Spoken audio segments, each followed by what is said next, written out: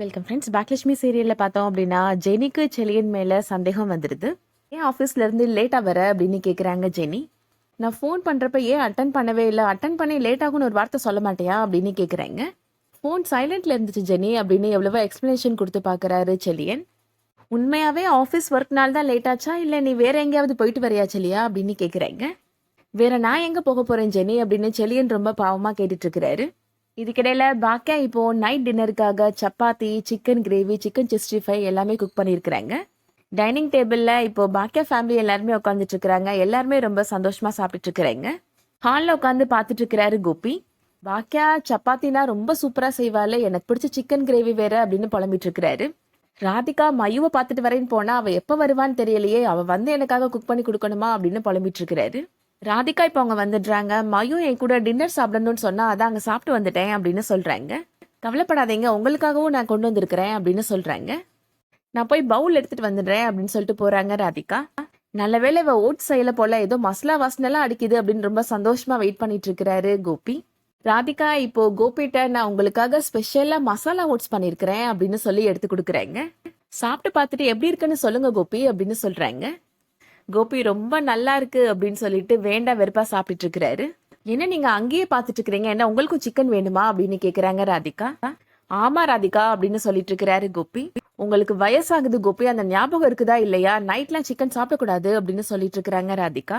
பாவம் என் புள்ள இந்த சாப்பாடுலாம் எப்படி சாப்பிட்றானோ அப்படின்னு ஈஸ்வரி புலம்பிட்டு இருக்கிறாங்க. இதுக்கிடையில பாக்கியா இப்போ ஒரு ஸ்வீட் கொண்டு வந்து கொடுக்குறாங்க. நாளைக்கு பழனிசாமி சாரோட பர்த்டே இல்லை, அதுக்காக வீட்டில் ஒரு ஸ்வீட் ட்ரை பண்ணினேன், நல்லா இருக்கான்னு சாப்பிட்டு பார்த்து சொல்லுங்க அப்படின்னு எல்லாருக்கும் கொடுக்குறாங்க. அந்த ஆள் பர்த்டேக்கு இவ எதுக்காக இங்கே ஸ்வீட் செய்கிறா அப்படின்னு சொல்லிட்டு கோவப்படுறாரு கோபி.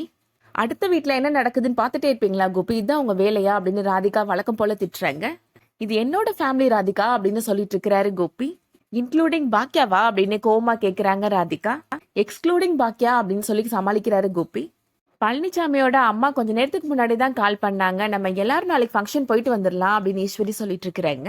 அந்த லேம்ப் போஸ்ட் ஃபங்க்ஷனுக்கு இவங்க எல்லாரும் இதுக்கு போறாங்க அப்படின்னு புலம்பிட்டு இருக்கிறாரு கோபி.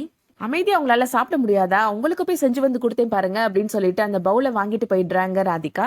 நான் இன்னும் சாப்பிடவே இல்லையே, இன்னைக்கு அப்ப பட்னி தானா அப்படின்னு புலம்புறாரு கோபி. இதுக்கிடையில ஜெனி இப்போ நைட்டு தூங்காம செலியனோட மொபைல் போனே எடுத்து பார்த்துட்டு இருக்கிறாங்க. அவரோட கான்டாக்ட்ஸ், அவரோட சேட்டிங் எல்லாத்தையும் பார்த்துட்டு இருக்கிறாங்க. என்ன ஜெனி நான் சேட் பண்ணதெல்லாம் பார்த்துட்டு இருக்கிறேன் அப்படின்னு செலியன் கேட்டுட்டு இருக்கிறாரு. இதுல என்ன இருக்கு அப்படின்னு கேக்குறாங்க ஜெனி. ஓகே டியர்னு இருக்கு அப்படின்னு சொல்றாரு செலியன்.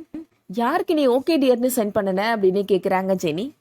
இது என்னோட ஃப்ரெண்டு விஷ்ணு அப்படின்னு சொல்றாரு செலியன். ஓகே டன்னு சென்ட் பண்றதுக்கு பதிலா ஓகே டியர்னு சென்ட் ஆயிடுச்சு அப்படின்னு சொல்றாரு செலியன். அப்ப கூட ஜெனி நம்ப மாட்டேன்றாங்க. செலியன் மேல டவுட்டாவே இருக்கு.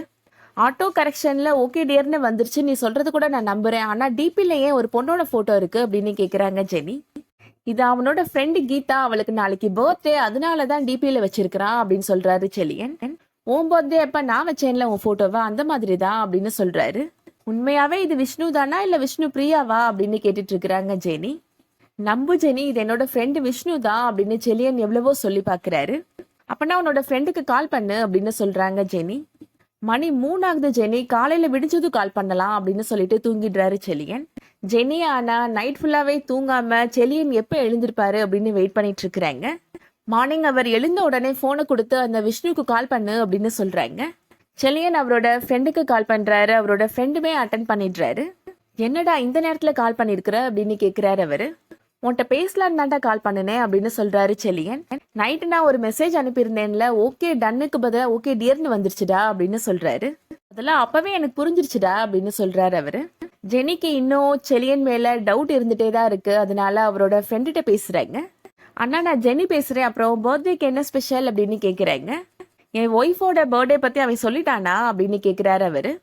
அப்புறமா அவளை எங்கேயாவது வெளியில கூட்டிட்டு போகணுமா அப்படின்னு சொல்றாரு அவரு. நீங்க 2 பேரும் ஒரு நாள் வீட்டுக்கு வாங்க அப்படின்னு சொல்றாரு. அதுக்கப்புறமா போனை கட் பண்ணிடுறாங்க ஜெனி.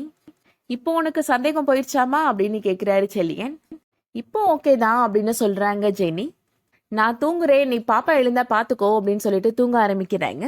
ஜெனி ஏன் இப்படி மாறிட்டா அப்படின்னு சொல்லிட்டு செலியன் பார்த்துட்டு இருக்கிறாரு. அதோட இன்னைக்கான எபிசோட் முடியுது. ஜெனிக்கு செலியன் மேல சந்தேகம் வந்துட்டதுனால இதே மாதிரி தொடர்ந்து கேள்வி மேல கேள்வி கேட்டு செலியனை சந்தேகப்பட்டுட்டே இருக்க போறாங்க. பொறுமையாவே பதில் சொல்லிட்டு இருந்த செலியன் ஒரு கட்டத்துல கோபப்பட போறாரு. உனக்கு என் மேல நம்பிக்கை இல்லைன்னா நீ என் கூட சேர்ந்து வாழ வேணாம் ஜெனி அப்படின்னு சொல்றதுக்கான வாய்ப்புகள் இருக்கு. அடுத்து என்ன நடக்க போகுதுன்றத வெயிட் பண்ணி பார்க்கலாம். இந்த வீடியோ பிடிச்சிருந்துச்சுன்னா லைக் பண்ணிக்கோங்க. சீரியல் அப்டேட்ஸ்க்கு நம்ம சேனலை சப்ஸ்கிரைப் பண்ணிக்கோங்க. தேங்க்ஸ் ஃபார் வாட்சிங்.